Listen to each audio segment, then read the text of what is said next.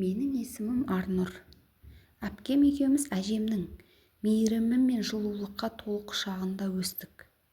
Анам дәрігер болғандықтан жұмысының қиындығына байланысты екі баламен шектелуді жөн көрді.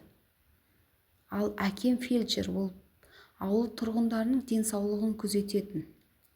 Сол себепті ата-анамның көп уақыты жұмыста өтетін. Біздің бала күніміздің бар тәттілігі әжемнің аялы алақаны мен жылы жүрегіне байланған. Әжем бізді бауырындай бақты. Оның әрбір қозғалысы, әрбір айтқан сөзі бізді қоршаған әлемнің жылуын, мейірімін сезінуге үйретті. Ол бізді еркелетіп, қатарымыздан қалдырмай жақсы тәрбие беруге тырысты. Әжем әр кеш сайын бізге ертегілер айтып беретін. Оның дауысы жұмсақ әрі сабырлы еді. Қазақтың батырлары, дана қариялары, немесе ақылды қыздары туралы ертегілері бізді ерекше шабыттандыратын. Әңгіме соңында әрдайым еңбекқор болыңдар, адалдықты серік етіңдер, сонда ғана адам боласыңдар деп бізге өмірлік ақыл айтуды ұмытпайтын. Оқуға түскен жылы әжем өмірден өтті. Бұл біздің отбасымыз үшін үлкен қайғылы болды. Әжемнің жоқтығы үйіміздің жылуын азайтып, жүрегімізді жабырқауға толтырды. Бірақ бұның бізге қалдырған тәрбиесі мен ақылы мәңгі есімізде қалды. Қазір ойлап қарасам, біздің балалық шағымыздың шырағы әжем болған екен. Әттең, әжем тірі болғанда мен еш уақытта қателік жасамас едім ғой. Дәл қазіргідей қиналмас едім. Біздің отбасымызда тәртіп пен талап қатаң болатын. Анам мен әкем өз саласының беделді қызметкерлері. Олар әрқашан өздері сияқты біздердің де мінсіз әрі жетістікті болуымызды қалады. Әпкем ата-анамыздың мақтанышы. Ол анамыздың айтқанынан шықпайтын, барынша тәртіпті, еңбекқор еді. Анасы не айтса соны бұлжытпай орындайтын. Мен болсам басқа мінездімін. Жігітпін ғой деп өзімнің жеке пікірім мен еркіндігімді көрсетуге тырыстым. Кейде ата-анамның айтқанына келіспей, өз дегенімді жасап жүрдім. Әрине, бұл үйдегі келіспеушіліктердің себебіне айналатын. Әкем мен анам менің болашағымды дәрігерлік мамандықпен байланыстыруды армандады. Дәрігер болу қасиетті міндет. Адам өмірін сақтау ең үлкен абырой деп жиі айтатын олар. Бірақ менің жүрегім мүлде басқа салаға тартты. Маған ерекше жандармен жұмыс жасау ұнайтын еді. Олардың жан дүниесін түсініп, өмірге деген құштарлықтарын арттыру үшін оларға көмектескім келді. Сол себепті мен өзіме ұнайтын мамандықты таңдадым. Сурдопедагогика. Оқуға құжат тапсырған сәтте-ақ мен бұл саланың менің жүрегіме жақын екенін сездім. Қабылдау комиссиясынан оқуға түскенім туралы хабар алған кезде қуанышымда шек болмады. Бірақ бұл қуанышты ата-анама қалай жеткізетінімді ойлап біраз уайымдадым. Үйге келгенде ата-анам мені сұрақтың астына алды. Әкем қабағын түйіп, оқуға түсіпсің. Қай мамандық деп сұрады. Мен іштей дем алып, сурдопедагогика деп жауап бердім. Анам мен әкем бір-біріне қарап қалды. Қысқа үнсіздіктен соң анам сөз бастады. Біз сені дәрігер ретінде елестеткен едік. Бұл шешіміңді түсіндірші. Мен оларға ерекше жандарға көмектесудің мен үшін қаншалықты маңызды екенін, бұл сала арқылы өзімді қалай табатынымды түсіндірдім. Әкем маған ұзақ қарап тұрды да: Қарада тұр, сен осы жолды таңдағаның үшін өкінесің. Психологиясы бұзылғандармен жұмыс жасау өте қиын. Әлі де кеш емес. Құжатыңды ал. Дәрігерлік бір саланы таңда, деп қабағын шытты. Сол күні үйдегі атмосфераны айтып жеткізу қиын еді. Әкем ашуға булығып, не істерін білмей, үнсіз ғана маған қарап отырды. Көзқарасынан қатты сөздер айтқысы келгенін аңғару қиын емес еді. Өйткені анам оның ашуын басып әлек. Ішім алай-дүлей сезімдер. Бір жағынан студент атанғаныма қуаныштымын. Екінші жағынан әкемнің көңілінен шығу оңай емес екенін білемін. Оның әрқашан қатал талаптары болды. Ал мен сол талаптарға сай болуға тырысқан сайын өзімді әлсіз сезінетінмін. Оқу басталып, студенттік өмірдің алғашқы күндері басталды. Бұл жаңа әлем еді. Қызық пен сынаққа толы. Сабақтардан бөлек қосымша ізденістерге кірістім. Өзімнің белсенділігімнің арқасында топтағы алдыңғы қатарлы студенттер қатарында болдым. Деканат мені мақтан тұтатын. Ең белсенді шәкірттерімнің бірі сенсің деп үнемі мақтан ететін. Бұл сөздер мені қанаттандырды. Әкемнің көңілі көтеріледі деген үміт пайда болды. Студенттік шақта алған білімім ғана емес, өмірлік сабақтарым да мол болды. Арада жылдар өтті. Оқуымды аяқтаған соң, ерекше білімді қажет ететін балалар оқитын мектепке жұмысқа орналастым. Бұл жер мен үшін жаңа өмірдің бастамасы болды. Мұнда әр бала жеке әлем, ал олардың жүрегіне жол табу үлкен өнер. Жұмысқа кіріскен алғашқы күннен-ақ әріптестеріммен жақсы тіл табыстым. Әсіресе Мөлдір есімді мұғалім көзіме ерекше көрінді. Оның көзқарасында өзгеше жылулық, жүрегінде мейірімі бар еді. Бірақ тағдыр оған тым қатал болғаны анық. Ол жетім және мылқау еді. Мөлдірдің мөлдіреген көздеріне қараған сайын бойымда белгісіз сезімдер оянды. Бір жағынан оның өмірге деген төзімділігіне таң қалсам, екінші жағынан ол жүрегіме жақындай түсті. Оның жүріс-тұрысы, балаларға деген ерекше махаббаты мені баурап алды. Бір күні мектепке жұмыстан кеш қалып, екеуміз бір кабинетте қалдық. Өз ісімен айналысып отыр. Ал мен оған қарап, ішімнен толқып тұрдым. Қолым дірілдей отырып, қағаз бетіне: "Сен ерекше жансың, сенімен сөйлескім келеді. Бірақ не айтарымды білмеймін" деп жазып оның қолына қойдым. Мөлдір жазуды оқып, күлімсіреп қолына қалам алып, жауап жазды: "Мен де саған сенемін. Менің әлеміме жақын келгенің үшін алғысым шексіз." Бұл жауап мені қанаттандырғандай болды. Екеуміздің қарым-қатынасымыз жазу арқылы өрбіп, уақыт өте бір-бірімізге жақындай түстік. Оның мылқау болғаны маған еш кедергі келтірмеді. Керісінше, бізді сөзсіз-ақ бір-бірімізді түсініп тағдырдың сынағына бірге төтеп беру жолын таптық. Мөлдір менің өмірімнің мәніне айналды. Оның көздерінен мен өмірге деген махаббатты, адамгершілікті, мейірімділік пен адалдықты көрдім. Мылқаулық оның дауысын ғана өшіргенімен, жүрегін ешқашан өшіре алмады. Мөлдір екеуміз бір-бірімізді ұнатқанымызды мойындап, қыз-жігіт болып кездесе бастадық. Уақыт өте ол менің өмірімнің ажырамас бөлігіне айналды. Оның әрбір әрекеті менің өмірге деген көзқарасымды өзгертті.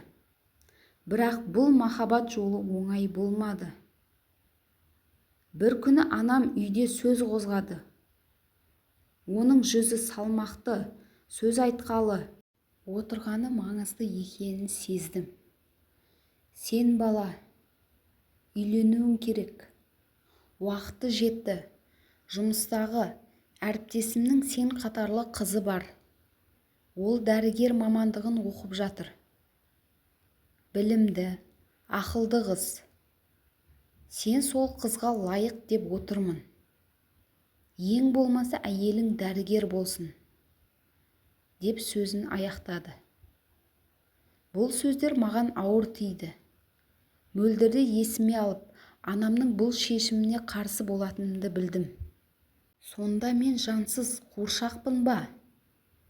Әкем айтты, шешем айтты деп көрсеткен қызға ала салатын. Менен неге сұрамайсыздар? Мен өз сүйгенім бар, деп ашумен орнымнан тұрдым да бөлмеме кіріп кеттім. Жанымда тыныштық болмады. Анамның сөздері ойымнан кетер емес. Бір жағынан ата-анамның ақылына құлақ асу міндетім, екінші жағынан жүрегімнің үні мөлдірді таңдауға шақырды. Таңдау жасау оңай болмады. Анамның көңілін қалдырудан қорықтым. Бірақ мөлдірден де бас тарту, өзімнен бас тартумен тең еді. Мөлдірді сүйгенім қаншалықты шын болса да, ата-анамның қарсылығы бізге үлкен кедергі болды. Олар мөлдірдің мылқау екенін, жетімдігін алға тартып, оны ешқашан қабылдамайтынын анық көрсетті. Бұл жағдай мені тығырыққа тіреді. Күн сайын осындай ойлармен басым қатты. Бір күні арам ой санама кіріп, маза бермей қойды. Егер мөлдірді жүкті етсем, онда үйдегілер амалсыздан оны қабылдайды, деп шештім. Бұл ойымның дұрыс еместігін білсем де, басқа жол таппадым. Мөлдір маған сенді. Оның маған деген адал көңілі мен нәзік жүрегін пайдаланып, өзімнің жоспарымды іске асырдым. 5 айдан соң оның іші дөңгеленіп, шындықты жасыру мүмкін болмады. Ол өте талдырмаш, нәзік жанды еді. Мылқау болса да барлық сөзді еститін, әр жағдайды жүрегімен түсінетін. Оның жанарындағы сенім мен маған деген махаббатты көру енді өзімді айыптаумен тең болды. Бірақ артқа қайтар жол жоқ еді. Бір күні мөлдірді ертіп, ата-анамның алдына бардым. Анам мен әкем оның жүкті екенін көріп, қатты шошыды. Әкемнің ашуы шектен шықты. Ақыры мүгедек жанға жолықтың ба? Бізді ел жұртқа тірідей масқара еттің, деп орнынан тұрып айғайлады. Сол сәтте олардың сөздері мені үйден қуып шыққандай әсер етті. Әкемнің қабағынан, анамның жанарынан маған деген реніш пен өкінішті көрдім. Бірақ мен үшін ең қиыны мөлдірге деген әділетсіздік еді. Оның кінәсі тек мені сүйгені ғана болды. Осылайша біз үйден кетуге мәжбүр болдық. Мөлдір екеуміз жатақхананың кішкентай ғана бір бөлмесінде тұра бастадық. Тұрмысымыз қарапайым, бірақ бірге болғанымыздың өзі біз үшін бақыт еді. Айлық алғанда пәтерге көшіп, жаңа өмір бастаймыз деп жоспарладық. Үмітіміз үлкен, арманымыз асқақ болатын. Күндердің бір күнінде анам қоңырау шалды. Оның дауысы бұрынғыдан өзгеше, жұмсақ әрі өкінішке толы еді. Балам, біз қателестік. Сендердің махаббаттарыңды түсінбегенімізді енді ұқтық. Мөлдірді де сені де қабылдаймыз. Үйге қайтыңдаршы, деді. Анам көз жасына тұншығып. Бұл сөздер маған күтпеген сый болды. Мен үшін ата-анамның кешірімі маңызды еді. Ал Мөлдір үшін жаңа отбасы. Анамның сөзіне сеніп, жиналдық та үйге қарай бет алдық. Алайда үйге оралуымыз бәрін өзгертпеді. Әкемнің қабағы әлі қатулы, ал анамның жылы сөзі жалғандай көрінді. Үйде үнсіздік пен суықтық билік құрды. Бірде әкем екеуміз жеке қалған кезде ашуымен: "Мына жағдайды мәжбүрлі түрде қабылдадық. Бірақ бәрібір дұрыс жасамадың. Бұл қызды әкелуіңнің өзі қателік" деді. Бұл сөздер жанымды ауыртты. Мөлдір бұның бәрін үнсіз қабылдады. Оның жүзіне қарап, бұл жағдайдың қаншалықты ауыр тиіп жатқанын сездім. Мен үшін ол бәріне төзді. Бірақ мұнда бақыттың орнына тағы да реніш пен айыптау тапты. "Кешір, Мөлдір. Біз мұнда тұра алмаймыз. Біз үшін өзіміздің шағын, бірақ шынайы әлеміміз керек", дедім оған. Бірақ Мөлдір ишарамен: "Кетпейміз, сәл шыдайық. Анаң бізді қабылдады, әкең де қабылдайды, батасын береді", деп мені көндірді. Әттең-ай, сол кезде ешкімді тыңдамай кете салуым керек еді. Мөлдір демалыс алып үйге келіндік қызметін атқарып жүрді. Мен сол уақытта көлік алдым. Өйткені жұмысқа қатынау қиын болды. Басында бәрі жақсы сияқты еді. Сөйтсем, анам нағыз жау екен. Мен жоқта жүкті келін төмпештеп, ұрып алатынын мен сорлы түсінбеппін. Бірде қолы көгеріп кеткен. "Жаным, қолыңа не болды?" деп сұрадым. Ол ишарамен соғып алғанын айтқанда сендім ғой. Енді бірде басқа қалаға семинарға кетемін деп үйден шығып кеттім. Жарты жолда көлігім бұзылып, кеш түсе үйге келдім. Телефонымда зарядкасы өшіп қалған. Сол күні есікке жақындағанда анамның ащы даусы естіліп жатты. "Мылқау, жарымжан, ішіңдегі балаңмен өле қалғыр", деп төмпештеп ұрып жатыр. Менің есік ашқанымды да байқамады. Байғұс Мөлдір ішін қорғап бүктеліп отыр. Анам оның шашынан тартып төмпештеп ұрғанын көріп, ашуланып өз анамды итеріп жібердім. Анамның даусынан әкем жүгіріп келіп, мені соққыға алғаш рет жықты. "Барлығы осы мылқаудың кесірі", деп анам айқайлай жылап жатты. Менің бет-аузым қан-жоса болды. Әкем мұрнымды сындырғандай, мұрнымнан қан тоқтамай ағып жатты. Мөлдір қорқып, ішін ұстап жылап жатыр. Оның қолынан ұстап ештеңе алмай үйден шығып кеттік. Жолдан такси тоқтатып, емханаға қарай жол тарттық. Жүргізуші біздің жаралы болғанымыздан шошып кетті ме екен, әлде Мөлдірдің ажалы ма? Біз мінген көлік жол апатына ұшырады. Мөлдір мен балам сол жерде жан тапсырды.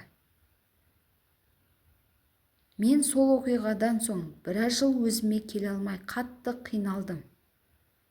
Әке-шешемнің үйіне барып, қырғын салып, "Сендерді өлтірем" деп жылайтынмын. Бір күнде олар басқа қалаға көшіп кетті.